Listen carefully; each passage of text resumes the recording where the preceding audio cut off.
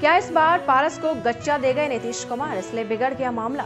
राजनीतिक जानकारों का कहना है कि 2020 के विधानसभा चुनाव के बाद जिस तरीके से बिहार में चिराग पासवान ने नीतीश कुमार का सियासी खेल बिगाड़ा था, उसी आधार पर पशुपति पारस को फिर से भरोसा नीतीश कुमार पर ही था। सुशासन बाबू उनकी फिर से कुछ सुध लेंगे। पूर्व केंद्रीय मंत्री रामविलास पासवान के भाई पशुपति पारस इस बार लोकसभा चुनाव में अलग थलग पड़ गए।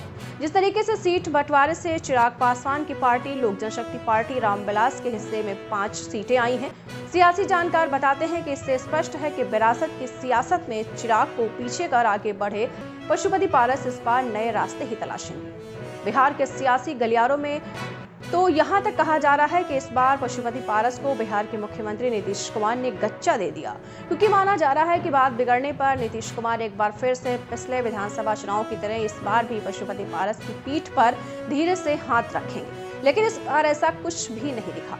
हार की सियासत इस बार लोकसभा चुनाव के लिहाज से बदली हुई है। राजनीतिक विश्लेषक और वरिष्ठ पत्रकार सुमित कुमार कहते हैं कि दरअसल तमाम विपरीत परिस्थितियों के बाद भी पशुपति पारस को इस बात का अंदाजा था कि मामला इतना नहीं बिगड़ेगा, लेकिन भारतीय जनता पार्टी के अंदरूनी सर्वे और चिराग पासवान के अपने चाचा की तुलना में बढ़ी सियासी हैसियत ने पूरी कहानी बिगाड़ दी।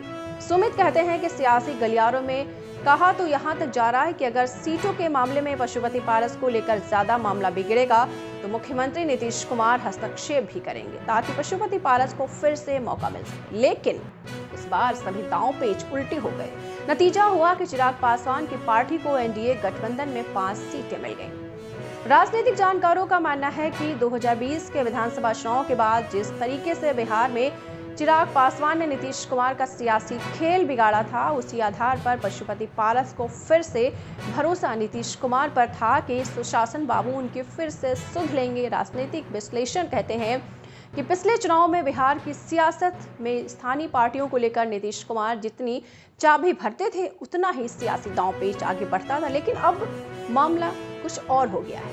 इस बार नीतीश कुमार की भूमिका भी उस स्तर के दबाव वाली नहीं है। इसके अलावा भारतीय जनता पार्टी का केंद्रीय नेतृत्व और शीर्ष नेता खुद इस पूरे मामले में नजर बनाए हुए हैं। ऐसे में ना तो नीतीश कुमार की पशुपति पारस की पार्टी को लेकर सीट बंटवारे में चल सकती थी और ना ही पशुपति पारस का कोई दबाव कम आ सकता था।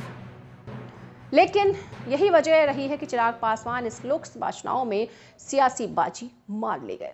दीक्षांत एडुटेक लाया है दीक्षांत ई लर्निंग ऐप। बने दीक्षांत का चैनल पार्टनर और अर्न करे लाखों रुपए प्रति महीने। चैनल पार्टनर बनने के लिए विजिट करें www.dikshans.com। हमारे YouTube चैनल को सब्सक्राइब और Facebook पेज को लाइक करना ना भूले। धन्यवाद।